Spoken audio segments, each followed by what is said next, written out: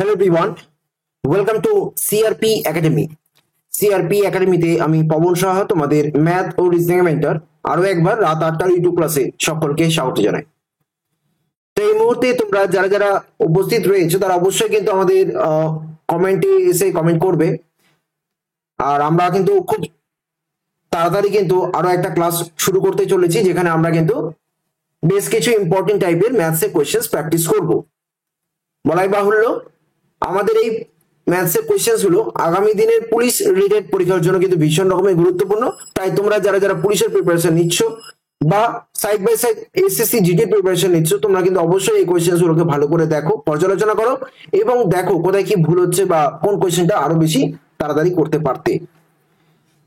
তো চলো শুরু করা যাক। তবে সেখানে যাওয়ার আগে বলে রাখি, আমাদের সিআরপি একাডেমি পেইড ব্যাচ কোর্সে যারা যারা অ্যাডমিশন নিতে চাইছো তারা অবশ্যই আমাদের যে 80খানা প্র্যাকটিস সেটের একটি যে ব্যাচ কোর্স রয়েছে সেখানে তোমরা জয়েন করতে পারো, প্র্যাকটিস করতে পারো।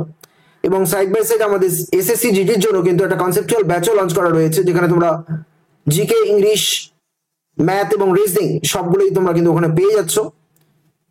জয়েন করার জন্য আমাদের যে নাম্বারটা দেখতে পাচ্ছ 9647553612 এই নাম্বারে কন্ট্যাক্ট করে নেবে, তাহলেই তোমরা সমস্ত রকমের ডিটেলস গুলো জানতে পেরে যাবে। কথা না বাড়িয়ে আমরা শুরু করতে চলেছি আজকে রাত 8টার ইউটিউব ক্লাস, যেখানে আমরা ম্যাথসের কোশ্চেন গুলো প্র্যাকটিস করব। ফার্স্ট কোশ্চেনটা দেখে নাও। ফার্স্ট কোশ্চেনটা দেখো কি রয়েছে। একটি ক্লাবে পুরনো একজন সদস্যের পরিবর্তে নতুন সদস্য এলে দেখা যায় যে বর্তমানে ক্লাবের 5জন সদস্যের গড় বয়স 3 বছর পূর্বে তাদের যে গড় বয়স ছিল তাদের সমান আছে। তাহলে পুরনো এবং নতুন সদস্যের বয়সের পার্থক্য কত হবে? দেখো এখানে ফান্ডা হচ্ছে কি, যে তোমার বর্তমানে যে 5জন রয়েছে সেটা অ্যাকচুয়ালি 3 বছর পূর্বে তাদের যে গড় বয়স সেটা সমান হবে। ঠিক আছে, ভালো করে বুঝতে হবে। এখানে 3 বছর পূর্বে গড় বয়সের সমান হচ্ছে, তাহলে অ্যাকচুয়ালি আমাদের এখানে যে নতুন এবং পুরনো যে বয়সের পার্থক্য সেটা কত হবে? 3 গুণিত 5। আর অন্য কোনো কিছু প্রসেসই করতে যেতে হবে না, খালি জাস্ট কনসেপচুয়ালি জিনিসটাকে ভাবতে হবে। কনসেপচুয়ালি যদি জিনিসটাকে ভেবে নিতে পারো তাহলে আর কোনো রকম কোনো সমস্যা হবে না। ঠিক আছে, মানে অ্যাকচুয়ালি বয়সটা কত কমছে? 5 × 3 দ্যাট ইজ ইকুয়াল টু 15 কমছে। আমি মুখোমুখি করছি, বয়স হ্রাস পাচ্ছে কত বলো? 5 × 3 দ্যাট ইজ ইকুয়াল টু 15 বছর কমে গেল। ঠিক আছে, আচ্ছা এবার তাহলে পুরনো আর নতুন সদস্যের পার্থক্যটা এটাই হয়ে গেল। এটাই তো কি হলো? পুরনো আর নতুন এর পার্থক্য, পুরনো আর নতুনের বয়সের পার্থক্যটা হয়ে গেল কি? এই 15 বছরই হয়ে গেল। একদম বেসিক কনসেপ্টটাই যদি ক্লিয়ার রাখতে পারো তাহলে কোনো অসুবিধা হবে না। ইমাজিন করো ব্যাপারগুলোকে, কোনো আলাদা কিছু ক্যালকুলেশনের জায়গাই নেই এখানে। নেক্সট ভালো একটা কোয়েশ্চেন রয়েছে, 2 নম্বর কোয়েশ্চেন। দেখো কি রয়েছে। একটি পাত্রে 40 লিটার দুধ রয়েছে। ভালো কথা, একটা পাত্রে 40 লিটার দুধ রয়েছে। ভালো কথা। বলছে এই পাত্র থেকে 4 লিটার দুধ নিয়ে তার পরিবর্তে জল যোগ করা হলো। এই টাইপের যে কনসেপ্টটা, এটা কিন্তু খুব ভালো একটা বলা যেতে পারে। তোমরা ডাব্লিউবিপি তে এগুলো এক্সপেক্ট করতে পারো। আমার মনে হয় না কলকাতা পুলিশ প্রিলিমিনারিতে এই টাইপের কোশ্চেন দেবে। এগুলো ডাব্লিউবিপি তে দিলেও দিতে পারে, যে এই পাত্র থেকে 4 লিটার দুধ, অলরেডি কিন্তু 40 লিটার দুধ রয়েছে। ঠিক আছে, তা কি করছে, যে 4 লিটার সে প্রথমে উঠিয়ে নিল এবং তার পরিবর্তে কি করছে, 4 লিটার জল অ্যাড করে দিচ্ছে, 4 লিটার ওয়াটার অ্যাড করছে। ঠিক আছে, আর এখানে 4 লিটার দুধ কি করছে, দুধটা উঠিয়ে নিচ্ছে। তাহলে সেই 40 লিটারই থাকছে, অসুবিধা নেই। তো এই প্রসেসটা আরো 2বার তোমার পুনরাবৃত্তি হচ্ছে, আরো 2বার। মানে এটা একবার করলো, আরো 2বার, মানে টোটালে আমার 3বার এই প্রসেসটা করা হলো। কি করা হলো, যে 40 লিটার দুধ রয়েছে সেখান থেকে 4 লিটার দুধ উঠিয়ে নেওয়া হলো, আর তার পরিবর্তে 4 লিটার জল দেওয়া হলো। আবার পরবর্তী গেলে আবার সেই 4 লিটার দুধ উঠিয়ে নেওয়া হলো, আবার সেই 4 লিটার দুধ দেওয়া হলো, 4 লিটার দুধ উঠিয়ে নেওয়া হলো, 4 লিটার জল দেওয়া হলো, আবার 4 লিটার দুধ উঠিয়ে নেওয়া হলো, আবার 4 লিটার জল দেওয়া হলো। এইভাবে আলটিমেটলি লাস্ট শেষের বেলা কিন্তু সেই 40 লিটারই থাকছে, কিন্তু তার মধ্যে কিন্তু অনেক রকম চেঞ্জেস হয়ে গেছে। তো তা বলছে পাত্রে কত পরিমাণ দুধ রয়েছে, পাত্রে কত পরিমাণ দুধ রয়েছে, কিভাবে করবে? এই টাইপের কোয়েশ্চেনে কিচ্ছু নয়, একটা ফর্মুলা মনে রেখো। সেটা হচ্ছে যে দুধের পরিমাণটা আছে 40 ইন্টু 40-এর উপরে তো ক্যালকুলেশনটা হবে।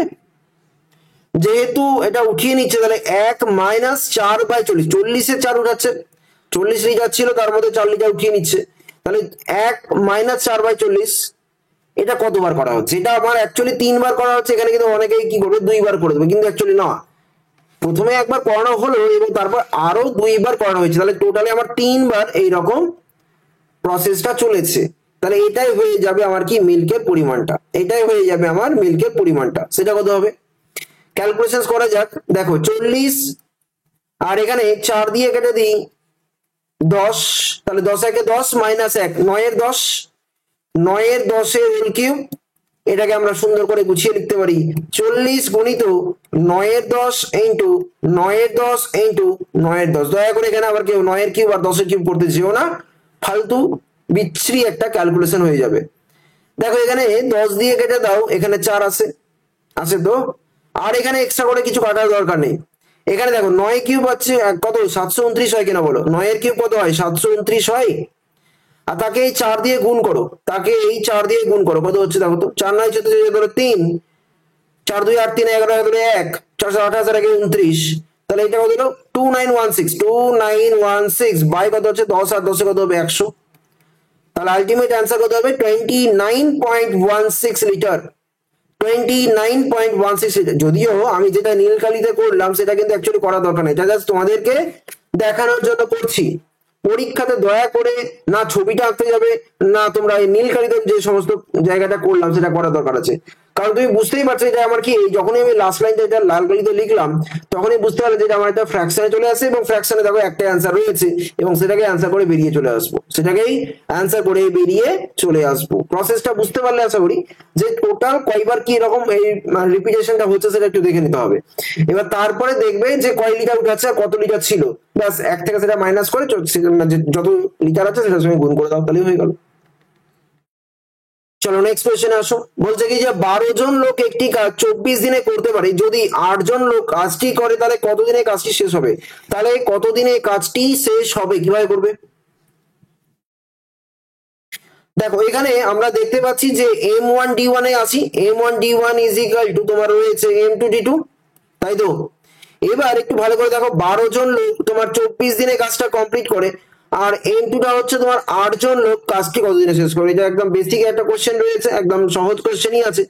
তো এখানে চটপট করে ক্যালকুলেশন করে নাও, 8 দিয়ে কেটে দাও 3, তাহলে কত হলো D2 ইজ ইকুয়াল টু কত হলো 36, D2 ইজ ইকুয়াল টু কত হলো 36 ইজ দা রাইট আনসার।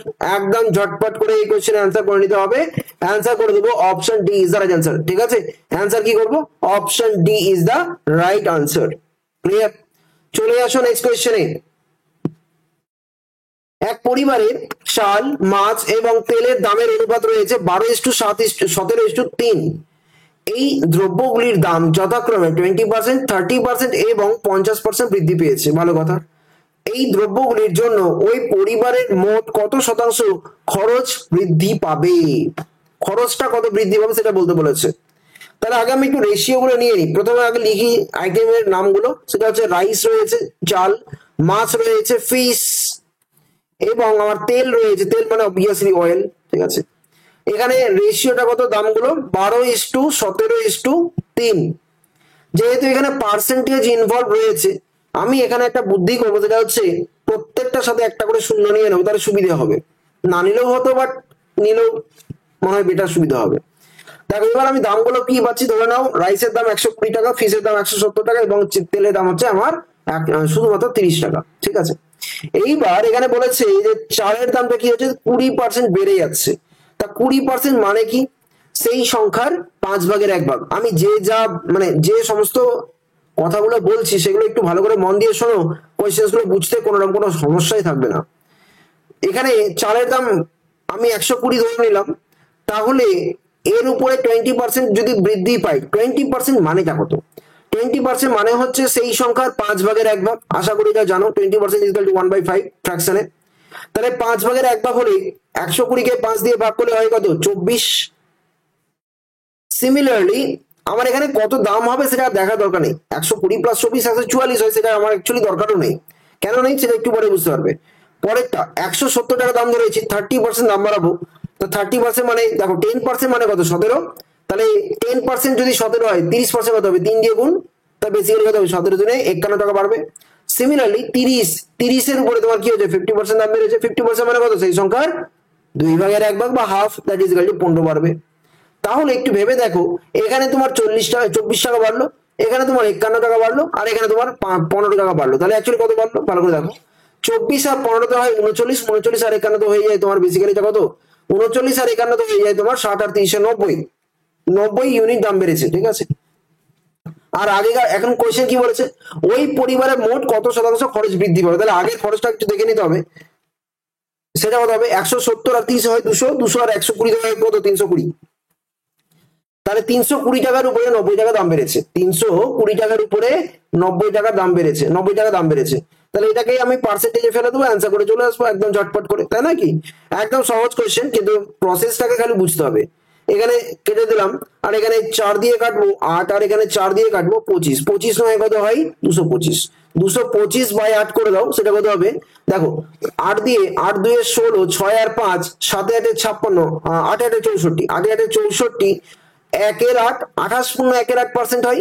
এবার তোমরা বলবে স্যার অপশনটা তো মিলছে না, সত্যি তো মিলছে না, বাট যদি তোমার এইরকম অপশন থাকে যে আমার সবগুলো ইন্টিজারে রয়েছে, কোনো ফ্র্যাকশনে দেয়নি, তাহলে বুঝে নিতে হবে আমাকে অ্যাপ্রক্স ভ্যালুতে যেতে হবে, আমাকে অ্যাপ্রক্সিমেশনে যেতে হবে, ঠিক আছে। তাহলে এখানে কত হলো 28.18, তো সেটা সবচেয়ে ক্লোজেস্ট অপশন হচ্ছে আমার 28%টা, এবং এটাকে আমরা অ্যান্সার করে আসবো। এটা কিন্তু কোয়েশ্চেনে কিন্তু কোনো ভুল নেই। অনেকে হয়তো ভাববে যে কোয়েশ্চেনে অ্যান্সারটা ভুল আছে বা অপশনে ভুল আছে, এটা কিন্তু নয়। পরীক্ষাতে কিন্তু ডাইরেক্টলি এইভাবে দিতে পারে, ঠিক আছে। যখন দেখবে তুমি অ্যান্সার তুমি 28.18 পাচ্ছ এবং সবচেয়ে ক্লোজেস্ট যে অপশন সেটা 28 রয়েছে, তাহলে আর কোনো অসুবিধা নেই, আমি অ্যান্সার করে দিতে পারি অপশন টিটা, ঠিক আছে। নেক্সট কোয়েশ্চেনে আসুন। আমরা দেখতে পাচ্ছি একজন অসৎ ব্যবসায়ী দাঁড়িপাল্লায় কারচুপি করে এবং 1 কেজির পরিবর্তে 950 গ্রাম মাল দেয়, ঠিক আছে। তাহলে ওই ব্যবসায় শতকরা লাভের হার কত হবে? তুমি দেখতেই পাচ্ছ 1 কেজি মানে কত, 1000 গ্রাম, ঠিক আছে। এইবার আমাকে এখানে যে পার্সেন্টেজ, অবভিয়াসলি অসাধু ব্যবসায়ী সবসময় লাভই করবে, এটা নিয়ে কোনো সন্দেহ নেই। অসাধু ব্যবসায় সবসময়ের জন্য লাভ করে, ঠিক আছে। যদি লাভই না করে তাহলে তার অসাধু হয়ে লাভ কি আছে, সেটাও বুঝতে হবে। তো যাই হোক, লাভের পার্সেন্টেজটা হয় অ্যাকচুয়ালি, লাভের যে পার্সেন্টেজটা হয় সেটা হচ্ছে তোমার বেসিক্যালি যে ট্রু ভ্যালু যেটা আছে minus false value, true value minus false value যেটা আছে, বা যেটা যদি বলি এটাকে আবার আরেকটা ভাবে বলা যায়, সেটা হচ্ছে, আমি চলো এখানে লিখে দিচ্ছি, একটা ব্র্যাকেটে লিখে দিচ্ছি এরর, এরর বলেও বলতে পারো, ঠিক আছে। এরর মানে যেটা ভুল রয়েছে, এইভাবেও আসতে পারো। আমি এরর কিন্তু গুণের আকারে নেই, এটা আমি জাস্ট কি বলবো, আর এটাকে আলাদা করে আমি লিখছি না, এখানে হয়তো আবার অনেকে কনফিউজড হবে। এররটা আমি এইভাবে লিখে রাখছি, ঠিক আছে, এরর। ওকে, এরর মানে কি, ভুল, কতটা ভুল রয়েছে। তো এটা হচ্ছে অ্যাকচুয়ালি তোমার কতর উপরে ভুল হচ্ছে, যেটা তোমার অ্যাকচুয়ালি যেটা ফলস ওয়েট আছে। দয়া করে এখানে 1000 কেজির উপরে আবার ভুলটা বের করবে না। এখানে আমরা যে ফলস ভ্যালুটা বের করছি সেটা কিসের উপরে বের করছি, অবভিয়াসলি 1000 থেকে মাইনাস করে 950 মাইনাস করছি, 50 গ্রাম অ্যাকচুয়ালি আমার এরর হচ্ছে বা ভুল হচ্ছে। তো এটা ভুলটা আমি 950 রেসপেক্টে করলাম, তাহলে সেটাকে আমরা বলবো ফলস ভ্যালুর উপরে, এবং এটাই আমি পার্সেন্টেজটা করে আসবো, ঠিক আছে। তো সেটা কত হবে, এখানে তুমি দেখতেই পেলে 1000 মাইনাস 950 বাই 950 ইন্টু 100%, এবং এটা কত হবে 50 বাই 950 ইন্টু 100%। দেখো এখানে কিছুই নাই, নর্মাল প্রসেস। তুমি এখানে দেখতে পাচ্ছ 0 0 কেটে গেল, 5 দিয়ে কেটে দাও 19, তাহলে আমার এখানে কত আসলো 100 বাই 19 আছে। 100 বাই 19, দেখো আমার 19 দিয়ে একটাই রয়েছে, অ্যান্সার করে দেবো অপশন বি। 19 দিয়ে মানে নিচে 19 একটাই দেখো রয়েছে, এবং সেটাকে অ্যান্সার করবো 5 পূর্ণ 1 5 এর 19, 5 পূর্ণ 5 এর 19% হয়ে যাবে আমার এরর পার্সেন্টেজ বা শতকরা লাভের পার্সেন্টেজ, ঠিক আছে। চলে আসি নেক্সট কোয়েশ্চেনে।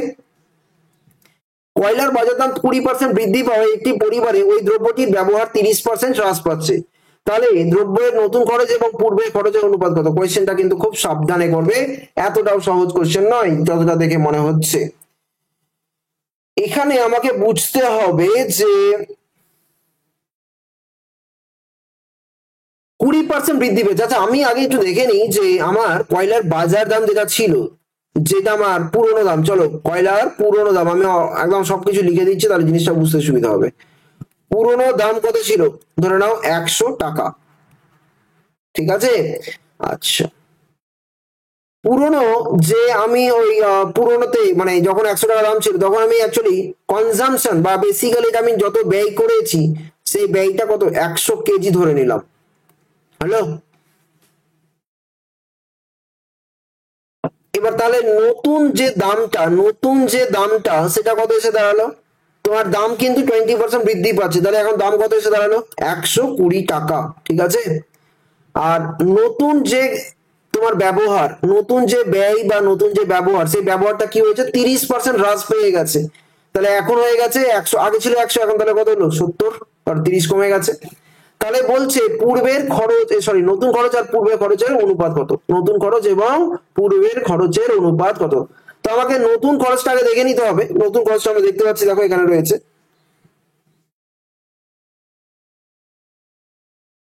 এটা কি নতুন খরচ আর এটা কি পুরনো খরচ, তাই তো। ব্যাস, তাহলে নতুন রেশিও পুরনো বা পূর্ব যেটা আছে, তা নতুন কথা হচ্ছে আমার 120 × 70, রেশিও পুরনো হচ্ছে আমার 100 × 100, ঠিক আছে না। তাহলে এখানে আমার গুণ কেন করলাম বাই দ্য ওয়ে, কারণ তুমি নিজেই দেখো যদি তোমার মানে 1 কিলো কয়লার দাম 100 টাকা হয়, তাহলে 100 কেজি কয়লার দাম কত হবে, 100 × 100ই হবে। সেম জিনিসটা এখানে করেছি, গুণ করে দিয়েছি। তাহলে এখানে দেখো দুটো শূন্য কাটে, এখানে দেখো দুটো শূন্য কেটে যায়, ওকে।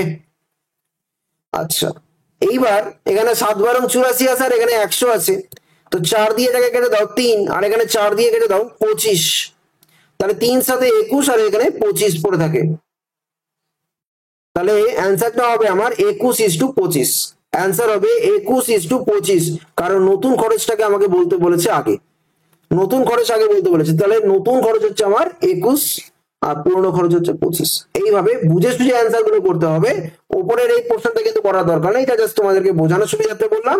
আদারওয়াইজ পরীক্ষাতে একদম ডাইরেক্টলি এরকম করে করবে, ঠিক আছে, পরীক্ষাতে এইরকম করে ডাইরেক্টলি করবে। ক্লিয়ার, চলো নেক্সট। আমরা দেখতে পাচ্ছি আরো একটা বেশ সুন্দর, যদিও খুব বেসিক কোয়েশ্চেন, এস এবং টি একটি কাজ করে 50 দিনে, যদি তারা 20 দিন একসাথে কাজ করার পর ছেড়ে দেয় তবে কতটা কাজ বাকি আছে। বেসিক্যালি কনসেপচুয়ালি ভাবতে হবে, আর কিছু নর্মাল কোয়েশ্চেনই আছে। তোমার এস প্লাস টি 50 দিনে এক অংশ করে, তাহলে একদিনে কত অংশ করবে, 1/50 অংশই করবে। এবার এরা যদি তোমার 20 দিন কাজ করে, তাহলে 20 দিনে কত কি করবে, 20 দিনে 20 দিয়ে গুণ করিয়ে দেবো, 20/50 দ্যাট ইজ ইকুয়াল টু 2/5 অংশ কাজটা কমপ্লিট করেছে। চেয়েছে কি কতটা কাজ বাকি আছে, বাকি আছে টোটাল কাজ 1, তাহলে 2/5 হয়েছে, তাহলে কত হলো 3/5 অংশ বাকি আছে, 3/5 অংশ বাকি আছে, দ্যাট ইজ অ্যান্সার হবে option A is the right answer. 3/5 অংশ বাকি আছে, এটা কি হলো বাকি রয়েছে, কতটা কাজ বাকি আছে 3/5 অংশ বাকি আছে, 2/5 অংশ কমপ্লিট হয়েছে আর 3/5 অংশ বাকি আছে। নেক্সট, একজন দোকানদার 7 দিন ধরে 1500 দ্রব্য বিক্রয় করে, প্রথম 6 দিনে গড় বিক্রয় 1506টি দ্রব্য হলে সপ্তম দিনে কয়টি দ্রব্য বিক্রয় করে। দেখো নর্মাল প্রসেস, 7 দিনে তুমি দেখতে পাচ্ছ 1500 দ্রব্য বিক্রি করেছে, ঠিক আছে। আচ্ছা ওকে, তাহলে এখানে দেখো টোটালে আমার বিক্রয় করেছে 1500 দ্রব্য বা 1500টা আর্টিকেল। এইবার এখানে বলেছে যে 6 দিনে 1506টা বিক্রয় করেছে। কোয়েশ্চেনটা একটু ডেফিনেটলি মনে হচ্ছে কিছু একটা ভুল আছে, যতদূর ধারণা 1506 তো, ও না 1500, তো 1506, এটাকে এক কাজ করা, যেটা আমি প্রথমে করছিলাম এটাকে এক কাজ করে, এখানে একটু সামান্য ভুলই আছে বলবো, অবশ্যই ভুলই আছে। এখানে একজন দোকানদার 7 দিন ধরে 1500 দ্রব্য বিক্রয় করেছে, কিন্তু এখানে একটা কথা উল্লেখ অবশ্যই করা উচিত, সেটা হচ্ছে গড়ে 1500 দ্রব্য, মানে প্রত্যেকটা দিন 1500 দ্রব্য বিক্রয় করেছে। তাহলে আমার অ্যাকচুয়ালি টোটাল দ্রব্য বিক্রয় হয়েছে কত, 7 15 105 আর ডবল শূন্য, দ্যাট ইজ 10,500টা আইটেম বিক্রয় হয়েছে। আর প্রথম 6 দিন গড়ে তোমার বিক্রয় হয়েছে 1506, তাহলে 6 গুণিত 1506, সেটা কত হবে? 6×15 = 90, আর ওদিকে 36, তাহলে 9036। তাহলে লাস্টের দিন তোমার কতটা বিক্রয় করবে? অবশ্যই দুটোকে মাইনাস করবো, এখানে আসবে 64 আর এখানে আসবে 14, 105 থেকে 90 বাদ 15 হয়, কিন্তু দিকে হাতের 1 থাকবে, তাহলে 1464টা আইটেম শেষ দিন বা সপ্তম দিনে বিক্রয় করতে হবে। বোঝা গেল? এখানে একটা গড়ে বলে এই কথাটা উল্লেখ করতে হবে, নাহলে কিন্তু জিনিসটা একদমই হবে না। এনিওয়েজ নেক্সট কোশ্চেনে আসো। এখানে আমরা দেখতে পাচ্ছি আর 1200 টাকা ধার করেছিল কার কাছ থেকে? 13% বার্ষিক সরল সুদের হারে 5 বছর পরে আর কত টাকা ফেরত দেবে সুদ সহ? সুদ সহ বলেছে মানে কি? আমাকে অ্যামাউন্টটা বলতে হবে। সুদ সহ মানে কি? সুদ আসল আমাকে বলতে হবে, ঠিক আছে? সুদ আসল, সুদ যুক্ত আসল আমাকে বলতে হবে। তাহলে এখানে আগে দেখে নিই এসআইটা কত হচ্ছে। এসআই ইজিক্যাল টু কত হবে? প্রিন্সিপাল হচ্ছে আমার কত? 1200 টাকা, 13% রেট অফ ইন্টারেস্ট, আর ওদিকে সময় নিয়েছি 5 বছর, বাই 100 করে দেবো, দুটো শূন্য কেটে দেবো। 12 আর 5 60, 60 আর 13 কত হবে? 6 13 78, তাহলে 780 টাকা কি হলো সুদের পরিমাণ। আসল কত আছে? আসল আছে আমার 1200 টাকা, তাহলে দুটোকে যোগ করে দেবো, 12 সাথে 1980 টাকা কি হলো সুদ আসলের পরিমাণ বেরিয়ে এলো, বা সুদ সহ যা দিতে হবে সেটা কত? 1980 টাকা। That is option C is the right answer. That is option C is the right answer. ঠিক আছে? SI is equal to PRT by 100, মানে সরল সুদের ক্ষেত্রে এই একটা ফর্মুলাই যথেষ্ট। SI is equal to PRT by 100, এই একটা ফর্মুলাই যথেষ্ট। নেক্সট 10 নম্বরে আসো। পি একটি কাজ করে 10 দিনে, কিউ একটি কাজ করে 15 দিনে, যদি তারা একসাথে 5 দিন করে তবে তারা কতটা কাজ সম্পন্ন করবে? তো একটু আগে যে একটা অঙ্ক করলাম এস এবং টি দিয়ে, কম কাইন্ড অফ একই জিনিস। তা পি করছে 1/10 অংশ, কিউ করছে 1/15 অংশ, দুজনে একসঙ্গে কতটা কি করছে দেখে নাও। 15 আর 10 এর এলসিএম হচ্ছে 30, এখানে 3 আছে এখানে 2 আছে, তাহলে কত হলো? 5/30, 5/30 মানে কত? 1/6। তাহলে তারা দুজনে পি প্লাস কিউ দুজনে তোমার 1/6 অংশ করছে একদিনে। তাহলে এরা যদি 5 দিন করে তাহলে পি প্লাস কিউ তোমার in 5 days, P plus Q in 5 days, 5 দিনে কতটা করবে? 1/6 গুণিত 5, দ্যাট ইজ ইকাল টু 5/6 অংশ করছে। কি চেয়েছে? কতটা কাজ সম্পূর্ণ, যেখানে কিন্তু আর বাকি কাজ চাইনি, তাহলে আমরা এটা অ্যান্সার করবো অপশন ডি, 5/6 অংশ কমপ্লিট করেছে। 5/6 অংশ কি করেছে? কমপ্লিট করেছে। ঠিক আছে, চলো নেক্সট। বলছে সব থেকে ছোট সংখ্যাটি নির্ণয় করো। সব থেকে ছোট সংখ্যাটি নির্ণয় করো। কিভাবে করবে? দেখো এখানে কিছুই নয়, এটা বেসিক্যালি একটু গুনটুন করতে হবে, আর কিছু না। দেখো 2 2 কত হবে? 4, আর একে কত হবে? 4 হবে তো। কিন্তু এখানে 4 তো বসাবো, কিন্তু দেখো পয়েন্টে পড়ে এখানে দুটো, আর এখানে পয়েন্টে পড়ে একটা। ঠিক, তো ভালো করে দেখা যাক। এখানে আমরা যে অপশন ডিটা করছি সেটা কত হচ্ছে? 2 2 4 আর একে 4, তাহলে বেসিক্যালি এখানে পয়েন্টে পরে তোমার 3টে হবে, কারণ এখানে পয়েন্টে পরে দুটো আর এখানে পয়েন্টে পরে একটা, তাহলে পয়েন্টে পরে 3টে বসাতে গেলে আমাকে বেসিক্যালি দুটো জিরো নিতে হবে। তাহলে অ্যাকচুয়ালি এখানে কত হবে? 0.004। ওকে, এখানে কি বলছে? 0.001/2, এন্ড দ্যাট উড বি কত হবে? দেখো যদি আমরা একটু এটাকে যদি একটু ভেঙে চুরে দেখাই তাহলে জিনিসটা তোমাদেরও সুবিধা হয়। 0.001 মানে হচ্ছে 1/, ভালো করে বোঝার চেষ্টা করবে নাহলে কিন্তু ভুল টুল হবে। ঠিক আছে, 1/1000 আসছে। ঠিক আছে, 1/1000, আর নিচে আমার 2 রয়েছে। ঠিক ঠিক, এইবার একটু ভালো করে দেখো, এখানে 1/, তাহলে 2000 আছে। 1/2000 মানে হচ্ছে, ভালো করে দেখবে, 0.00, আরেকটা 0 হবে, নিয়ে 5 হবে। কেন? কারণ, বা আমি যদি এই লাইন থেকেও আসতে পারি, অসুবিধে নেই, এমন কিছুই না। আমি এখানে এই যে একটা রয়েছে, এই এককে আমি 100 ধরে নিই, আর নিচে যে 2টা আছে 2 দিয়ে ভাগ করো, তাহলে কত হলো? 50। ওকে, 100টা ধরলাম, কেন ধরলাম? 100 নয়, 1000 ধরো, তাহলে সুবিধা হবে। 1000 ধরলে কত হলো? 500। এবার মজার ব্যাপারটা হচ্ছে, আমার তো এই নিচে 1000 একটা আছে, তো এটাকে জাস্ট পয়েন্ট আউট, মানে নিচে যে ভাগটা সেটাকে উপরে ভাগ করে সরিয়ে দাও, তাহলে কত হবে? এই 0.5 এর পরে আরো 3টে ডিজিট আসবে, তাহলে 3টে ডিজিট মানে 3টে শূন্য নিতে হবে, তাহলে 0.005 আসবে।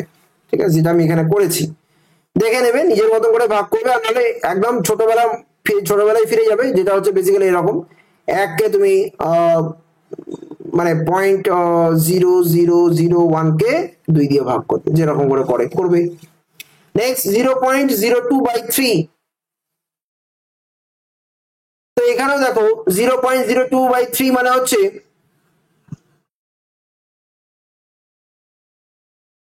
তোমার এটা কত হবে, 0.02/3, তো 3 6 18 মানে 0.6 আসবে, 0.006 হবে, মানে 006 হবে, কারণ আমি 2 কে যদি 20 ধরি তাহলে 3 6 18 হয়, কিন্তু তার আগে তো আমার দুটো মানে এই জিরোর জন্য একটা জিরো আসবে আর এই জিরোর জন্য একটা আসবে, তাহলে বেসিক্যালি দুটো জিরোর পরে 6 আসবে, এইরকম ব্যাপারটা। মানে আমার সেই প্রসেস কিন্তু সেম, ছোটবেলায় যেরকম ভাবে শিখেছিলাম, আমি জাস্ট মেন্টালি ক্যালকুলেট করছি, আর কিছু না। নেক্সট এটাকে দেখো, এখানে পাতি গুণ আছে, তাহলে মানে ভাগের ক্ষেত্রে আমাকে একটু ভাবনা চিন্তা করতে হবে, গুণের ক্ষেত্রে কোনো ভাবনা চিন্তা গল্পই নাই, ডাইরেক্টলি গুণ করে দেবো। দ্যাট ইজ 2 2 2 রয়েছে, তাহলে কত হলো 8, আর এখানে পয়েন্টের পরে একটা, এখানে একটা, এখানে একটা, তাহলে পয়েন্টের পরে 3টে হবে, তাহলে এখানে 0.008 আসবে। এবার এই 4টের মধ্যে কোন অপশনটা ছোট, এই 4টের মধ্যে কোন অপশনটা ছোট, দেখো সবচেয়ে যে ছোট আমি যেটা দেখতে পাচ্ছি, সবচেয়ে যে ছোট আমি যেটা দেখতে পাচ্ছি সেটা হচ্ছে তোমার 0.005 যেটা রয়েছে, বেসিক্যালি এই 3টে পয়েন্টের পরে 4টে সংখ্যা, এখানে পয়েন্টের পরে 3টে, এখানে পয়েন্টের পরে 3টে, এখানে পয়েন্টের পরে 3টে, 0.00, এটাই হবে আনসার, হিসেব মতন তো এটাই আনসার আসে, ঠিক আছে। কিছুই নয়, একটু জাস্ট তোমাদেরকে ক্যালকুলেশন করানো, আর কিছু না। পরীক্ষাতে এরকম একটা দুটো কোশ্চেন দেবে, একটু সাবধানে করো, বিশেষ করে পয়েন্ট গুলোতে একটু কন্ট্রোল হয়। নেক্সট 12 নম্বরে আসো, যদি x+2y = তোমার 27, x-2y = -1, তাহলে y এর ভ্যালু কত হবে। ছোটবেলার মতো প্রসেস করতে যেও না, এখানে একটা বুদ্ধি, মানে বুদ্ধি তো না, বেসিক্যালি একটা প্রসেস দেখিয়ে দিচ্ছি। ধরো a + b = কত আছে, 4 আছে, আর a - b কত আছে, লেটস সে 3 আছে। তাহলে এখানে আমরা কিন্তু a কে একবারে বের করতে পারি, সেটা হচ্ছে দুটোকে যোগ করব, 4 + 3/2, আর b কে করব 4 - 3/2, ঠিক আছে।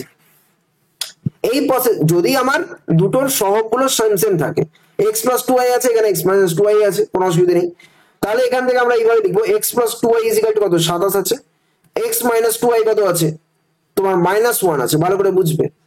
তাহলে x = কত লিখবো, x লিখবো 27 প্লাস বলেছে তো, তাহলে প্লাস -1/2, এটা কত হবে, 27 থেকে একবার দাও, 26, 26/2 কত হবে, 13 আসবে।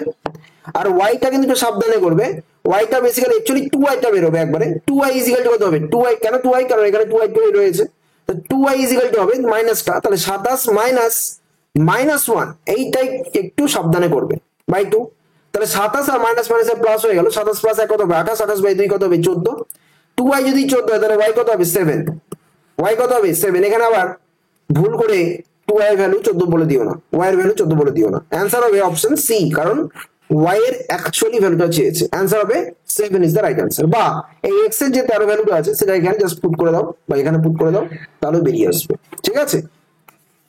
চলো নেক্সট, মোহন তোমার এখানে কত টাকা, একক, দশক, শতক, হাজার, অযুত, লক্ষ, 1 লাখ টাকা কাপড়ের ব্যবসায় বিনিয়োগ করেছে। সোহন কয়েক মাস পরে 40,000 টাকা দিয়ে তার সঙ্গে যোগ দিচ্ছে। এখানে বই শেষে নয়, এটা হবে বছর শেষে, ঠিক আছে, এটা হবে বছর শেষে। বছর শেষে তারা 3:1 অনুপাতে লভ্যাংশ পেলে সোহম কত মাস পরে যোগ দিয়েছিল। তাহলে এখানে প্রথমেই আমি যেটা করবো সেটা হচ্ছে, এখানে 4টে শূন্য, এখানে 4টে শূন্য আগে কাটি, আর এখানে 2 দিয়ে কাটবো 2, এখানে 2 দিয়ে কাটবো 5, তাহলে মোহন তোমার মোহন আর সোহম রয়েছে তো, ভালো করে বুঝো, মোহন তোমার কি হয়েছে 5 টাকা নিয়ে ব্যবসায় যোগদান করেছে, এবং সে কিন্তু মাঝখানে আর কিছু করেনি, তাহলে বছর শেষে মানে কি, সে 12 মাসে টাকাটা ইনভেস্ট করেছে। সোহম কি করেছে, সোহম 2 টাকা নিয়ে জয়েন করেছে, কিন্তু সে কত মাস জয়েন করেছে সেটা আমার জানা নেই, সেটাকে আমি ধরে নিলাম x মাস সে ব্যবসায় খাটিয়েছে, এবং তারা লভ্যাংশ পেয়েছে 3:1 অনুপাতে। তাহলে এটাকে যদি চটপট করে ক্যালকুলেশন করে নিই, দেখো 3 দিয়ে এটাকে কেটে যায় 4, আর এখানে 2 দিয়ে কেটে দিলে কত হবে 2, তাহলে বেসিক্যালি x কত হলো 10 মাস, x কত হলো 10 মাস, এর মানেটা কি, এর মানে হলো যে সোহম তোমার 10 মাস ব্যবসা করেছিল, ঠিক আছে, কিন্তু অ্যান্সার সেটা চাইনি, চেয়েছে কত মাস পরে সে যোগদান করেছে। তাহলে সে যোগদান করেছে 12 - 10, দ্যাট ইজ ইকুয়াল টু 2 মাস পরে যোগদান করেছে। ডিটেলসটা বুঝতে হবে, আর কিচ্ছু নেই, প্রসেস সব জায়গাতে কম বেশি সেম। ঠিক আছে, নেক্সট কোয়েশ্চেনে আসো, দেখো কি রয়েছে। 80 মিটার দৈর্ঘ্যের 80 মিটার দৈর্ঘ্য এবং 40 মিটার প্রস্থের একটি আয়তাকার মাঠের বাইরের দিকে 5 মিটার চওড়া রাস্তা বানানো হলো, রাস্তাটির ক্ষেত্রফল কত হবে? কোনো ফর্মুলা দরকারই নেই, কোনো ফর্মুলা দরকারই নেই। আমরা কি করবো, একদম বেসিক মেথডে চলবো, আমরা একদম বেসিক মেথডে চলবো, তাহলে দেখবে জিনিসপত্রগুলো ভালো বুঝতে পারবে। ধরো এখানে আমরা যেটা দেখতে পাচ্ছি লাল কালিতে যেটা এঁকেছে সেটা হচ্ছে অ্যাকচুয়ালি যে আয়তাকার মাঠটা রয়েছে সেটা কত 80 আর এদিকে 40 মিটার রয়েছে। ঠিক আছে, কিন্তু এখানে কি হচ্ছে, সে 5 মিটার চওড়া এখানে রাস্তা, এদিকেও একটা 5 মিটার চওড়া রাস্তা পাওয়া গেছে। তাহলে নীল কালারে যেটা হবে, নীল কালারে যেটা দৈর্ঘ্যটা মানে রাস্তা সমেত আয়তাকার মাঠটার ক্ষেত্রফল, রাস্তা সমেত আয়তাকার মাঠটির যে দৈর্ঘ্য সেটা কত হবে? এখানকার 80 আসবে আর এখানে 5 আর এখানে 5 কত হবে? 10 যোগ হয়ে যাবে, তাহলে কত হলো? 90। সিমিলারলি এখানেও আমার 5 যোগ হবে, আবার এখানেও 5 যোগ হবে প্রস্থের ক্ষেত্রে, তাহলে 40 + 10 কত হবে? 50। তাহলে রাস্তার ক্ষেত্রফল চেয়েছে, তাহলে রাস্তার যে ক্ষেত্রফলটা সেটা বেসিক্যালি একটু ভেবে দেখো, সেটা কিছুই নয়, রাস্তা সমেত যেটা ক্ষেত্রফল আছে, রাস্তা সমেত যেটা ক্ষেত্রফল, সেখান থেকে আয়তাকার যে বাগানটা রয়েছে তার ক্ষেত্রফল বাদ দিয়ে দিলে রাস্তার ক্ষেত্রফল বেরিয়ে আসবে। তাহলে রাস্তা সমেত ক্ষেত্রফল কত? 90 × 50 মাইনাস 80 × 40। কোনো মানে কোনো কমন টমন কাটাকাটি করার কোনো দরকার নেই, পাতি গুণ করে দাও, 5 9 কত হবে? 4500, আর এখানে 8 4 কত হবে? 3200। তাহলে 45 থেকে 32 বাদ দাও, কত হবে? 13। তাহলে 1300 বর্গমিটার হয়ে গেল রাস্তা, 1300 বর্গমিটার হয়ে গেল। এটা ক্ষেত্রফল চেয়েছে, তো ডেফিনেটলি এটার অ্যান্সার অপশনে ভুল আছে, একটু বর্গমিটারে হবে। ক্ষেত্রফল চেয়েছে, তাহলে আমার অ্যান্সার গুলো হবে বর্গমিটারে। অ্যান্সার হবে 1300 বর্গমিটার, অ্যান্সার হবে 1300 বর্গমিটার। বোঝা গেল? নেক্সট, একটি বর্গক্ষেত্রের ক্ষেত্রফল হচ্ছে 64 বর্গমিটার, তাহলে পরিসীমা কত? একটা বর্গক্ষেত্র দেওয়া রয়েছে, এবার বাহুটা যদি এ ধরি তাহলে ক্ষেত্রফল কত হয়? এ স্কোয়ার, সেটা কত হবে? 64, তাহলে এ কত হবে? 8। তাহলে এ ইজ ইকুয়াল টু 8 বেরিয়ে গেল, মানে এক একটা বাহু হচ্ছে আমার কত? 8। কি চেয়েছে? পরিসীমা। তা পরিসীমা মানে কত জানো? পরিসীমা মানে হচ্ছে তোমার 4 গুণিত বাহু, 4 গুণিত বাহু মানে 4 গুণিত বাহু মানে 8, that is equal to 32 metre. এখানে ঠিকই আছে, 32 মিটারই হবে পরিসীমা। তো এইভাবে তোমরা ঝটপট করে 15টা কোয়েশ্চেন করবে, এবং অবশ্যই স্পিডটাকে খেয়াল রাখবে, কোথায় কি ল্যাক হচ্ছে সেটা খেয়াল রাখতে হবে। পার্টিকুলারলি কোনো কোয়েশ্চেন না পারলে সেটা কেন পারছো না, কনসেপচুয়ালি পারলে না, না কোথাও ক্যালকুলেশনে গিয়ে আটকে গেলে সেটা খেয়াল রাখতে হবে, এবং সেইভাবে তোমাকে মানে নিজেকে রেকটিফাই করতে হবে। বা যদি কোনো কারণে যদি পেরেও যাও, দেখো টাইমটা কত কি লাগছে, 10 সেকেন্ড লাগছে না 30 সেকেন্ড লাগছে না 45 সেকেন্ড না 1 মিনিট, কিরকম কি টাইমিংটা লাগছে সেটাও দেখতে হবে। সবকিছু জেনে বুঝে তোমাকে কিন্তু আলটিমেটলি নিজের প্রিপারেশন লেভেলটা বাড়াতে হবে। তো যাই হোক, আমি আবার কিছু হোমওয়ার্ক দিয়ে দিচ্ছি, লাস্ট 2-1 দিন হয়তো হোমওয়ার্ক দেওয়া হয়নি, বাট আমি আবার হোমওয়ার্ক দিয়ে দিচ্ছি, একটু ভালো করে সুন্দর করে প্র্যাকটিসটা করবে, এবং অবশ্যই কমেন্ট সেকশনে আমাকে কিন্তু হোমওয়ার্কের আনসার্স গুলো একটু জানাবে। ঠিক আছে, হোমওয়ার্কের অ্যান্সার্স গুলো একটু জানাবে, এটা কিন্তু তোমাদের জন্য। দেখো, এটা তোমরা বলছো বলে আমরা এত কিছু করছি, এবার তোমাদের উপরেই সবকিছু ডিপেন্ড করে। ঠিক আছে, এই জন্যই তোমাদেরকে বারবার করে বলা যে তোমরা কিন্তু কন্টিনিউয়াসলি ক্লাস করে যাও, যেখানে যেখানে প্রবলেম হচ্ছে সেগুলো তোমরা আমাদেরকে জানাতে থাকো। ঠিক আছে, সিআরপি একাডেমির অফিসিয়াল টেলিগ্রাম চ্যানেলে তো জয়েন করবেই, তবে সেখানে জয়েন করার আগে বলে রাখি যে আমাদের যে পেইড ব্যাচ কোর্স রয়েছে সেখানে তোমরা জয়েন করতে পারো। প্র্যাকটিস ব্যাচ পুলিশের জন্য রয়েছে, এবং এসএসসি যে কনসেপচুয়াল ব্যাচও রয়েছে। সুন্দর করে তোমরা সেখানে জয়েন করো, যদি ইচ্ছে হয় তো, যদি প্রয়োজন পড়ে তো। জয়েন করার জন্য 9647553612 এই নম্বরে কন্ট্যাক্ট করে নেবে, তাহলেই তোমরা সমস্ত রকমের ডিটেলস গুলো জানতে পেরে যাবে। সিআরপি একাডেমির অফিসিয়াল টেলিগ্রাম চ্যানেলে যে বা যারা জয়েন করেনি তারা অবশ্যই জয়েন করবে। পিডিএফ থেকে শুরু করে বিষয়ভিত্তিক মক টেস্ট সমস্ত কিছু ওখানে পেয়ে যাচ্ছ। কমেন্ট সেকশনে তোমরা আজকে আমাকে জানাবে 15 থেকে কত পেয়েছো, ক্লাসটা ওভারঅল তোমাদের কেমন লাগলো, এবং ক্লাস সম্বন্ধে যদি কোনো রকম কোনো সাজেশন থাকে তাহলে সাজেস্ট করতে কিন্তু একদম পিছু পা হবে না, ঠিক আছে? যদি ভালো লাগে লাইক এবং শেয়ার অবশ্যই করো। আর আমাদের সিআরপি একাডেমিতে যদি নতুন এসে থাকো তাহলে সাবস্ক্রাইব এবং বেল আইকনটাকে কিন্তু অবশ্যই কিন্তু প্রেস করে নিও। আমি পবন সাহা, তোমাদের ম্যাথ ও রিজনিং এর মেন্টর। প্রত্যেকদিন সোম থেকে শনি দুপুর 3টের সময় রিজনিং ক্লাস, রাত 8টার সময় ম্যাথসের ক্লাস, এই দুটো ক্লাসে কন্টিনিউয়াসলি করিয়ে যাচ্ছি। রেগুলারলি করো। সাইড বাই সাইড আমাদের জিকে ক্লাসও হচ্ছে, সেগুলোকেও কিন্তু নিয়মিত ফলো করতে থাকো। ভালো করে প্রিপারেশন নাও। যথাসম্ভব আমরা তোমাদের জন্য বদ্ধপরিকর, এবং অবশ্যই আমরা চাইবো যে তোমাদের ডিটারমিনেশন যেন একদিন রঙিন হোক, তোমরা সাফল্য পাও, এটাই আমরা আশা রাখি। তো আমি পবন সাহা, তোমাদের ম্যাথ ও রিজনিং এর মেন্টর। আজকে মতো এখানে শেষ করছি। দেখা হচ্ছে নেক্সট আরো একটা ক্লাসে। ততক্ষণ ভালো থেকো, সুস্থ থেকো। All the best. Thank you so much.